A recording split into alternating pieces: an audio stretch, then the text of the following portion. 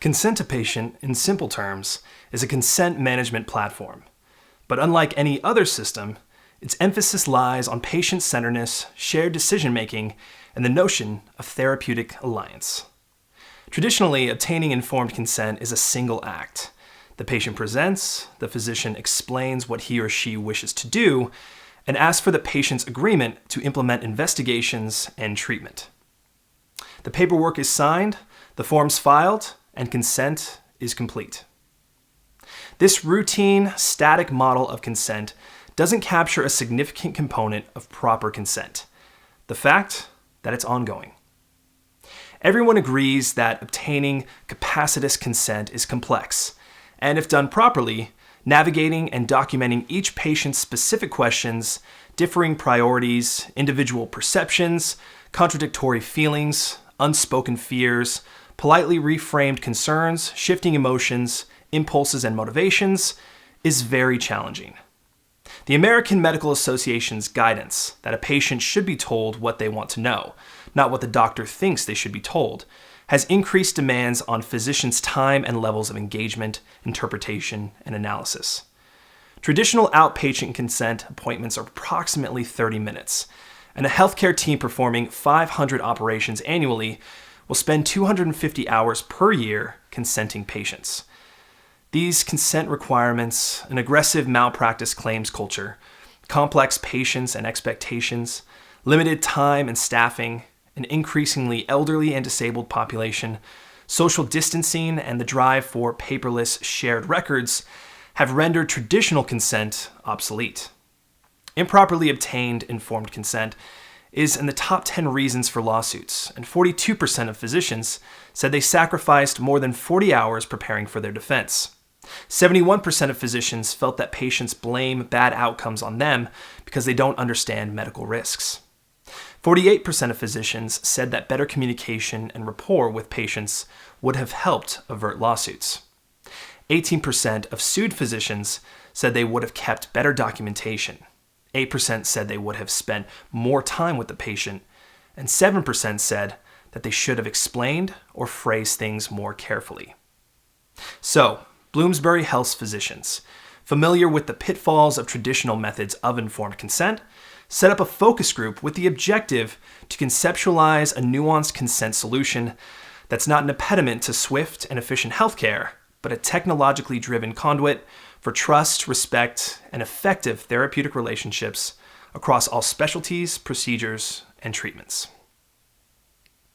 We reviewed different consent solutions, all which offered standardized information, but there were none addressing the exercise of free and dynamic consent, and so our focus was to correct this imbalance with Consentapatient. Consentapatient's innovative and practical framework to consent its patagonal model, which ensures a patient's understanding of their treatment, develops over an evolving dialogue, where information sharing, adapting, questioning, and reflection can be supported. This allows a patient to take, or at least share, the burden of uncertainty, giving them the opportunity to explain their personal tolerance for uncertainties and risks.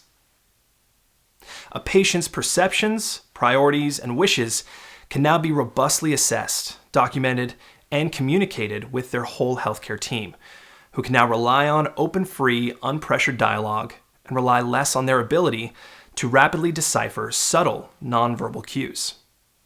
Consentapatient improves communication before consent and makes better use of the time available, helping physicians focus on what matters to patients and helping patients take ultimate responsibility for their choice.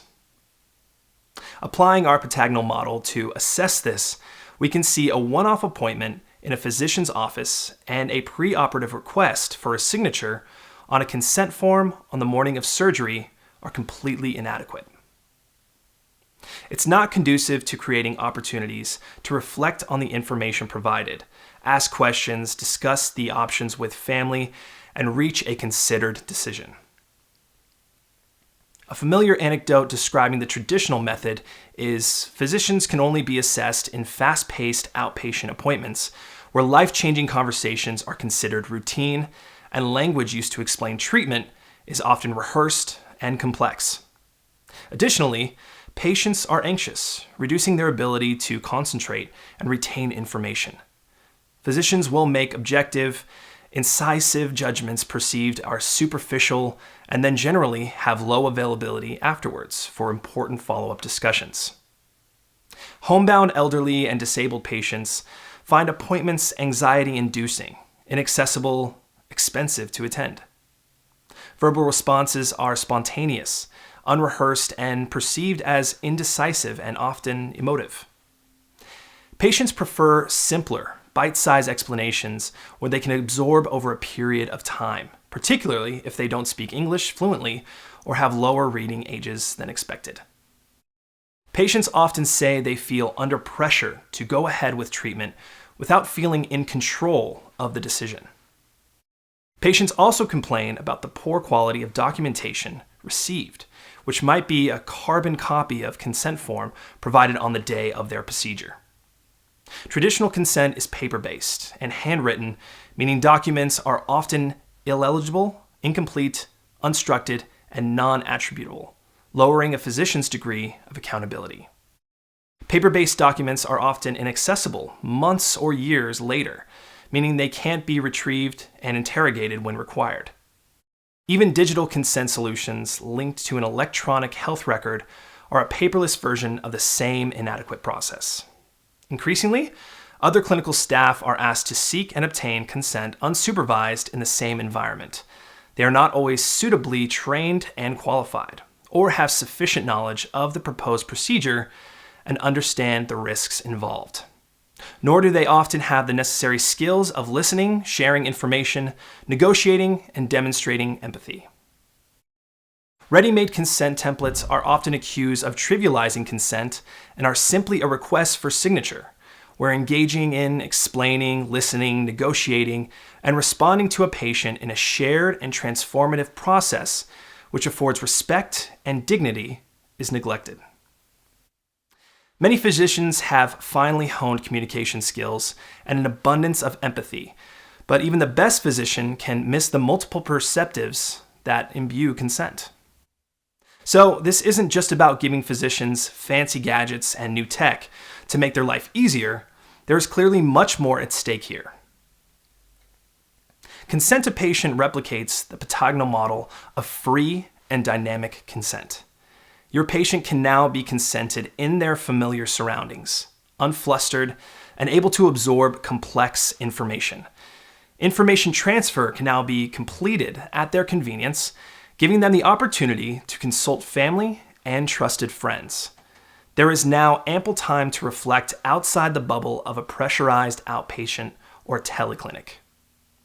The information you present is well communicated, adapted, and intelligible to a level appropriate to your patient's reading age and education. You now have a better prepared patient who can have a more meaningful conversation. The imperative is not to provide information perfectly at the first attempt on every occasion, but to work hard, both to understand and to be understood, preserving to create the possibility of shared understanding. Digital messaging can now assist this process and provide evidence that an in-depth discussion has taken place and also has an opportunity to screen for mental competency. Information is now legible, complete, and attributable, and there is a high degree of accountability. Your patient has access to their living consent record. Consentapatient helps challenge assumptions, allows silence, explores your patient's priorities, values, concerns, hopes, and fears, and share those with you to build trust, rapport, and confidence developed over open and honest dialogue. So, when you implement Consentapatient, you're not just using a new bit of software, but actually introducing a whole new level of governance, which Bloomsbury Health have coined as consent governance, defined as a systematic approach to maintaining and improving the quality of seeking consent by creating a practical framework to adapt information for fair information exchange for supported decision-making for all patients from all demographics in an unpressured environment. So Consentapatient is a web application accessed over the internet using a modern browser.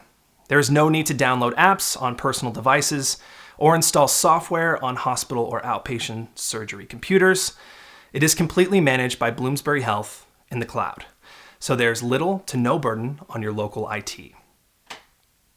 You get all the latest upgrades, and it's paid for on a subscription basis, either individual or institutional. It meets all regulatory and compliance requirements. Consentapatient is compatible across all devices. A single license can be used across multiple organizations. Main features amongst others are custom templates, personal media library, workflow lists and team access management, readability scoring for your templates, wet or electronic signatures. The following can be customized within each account: mental capacity and retention checker, messaging interface for each patient, defined cooling off period after consent given, teleconsent and patient seminars, baseline and follow-up proms. Patients are presented with a consent portfolio which can be printed or saved. The easy-to-read interface is compatible across all devices and is compliant with web accessibility standards. Information can be translated instantly to text into over 100 different languages and dialects. Text-to-speech for partially sighted, and documents can be signed with an electronic or wet signature. Consentapatient, in its simplest terms, is a consent management platform. But unlike any other system, its emphasis lies on patient-centeredness, shared decision-making, and the notion of therapeutic alliance.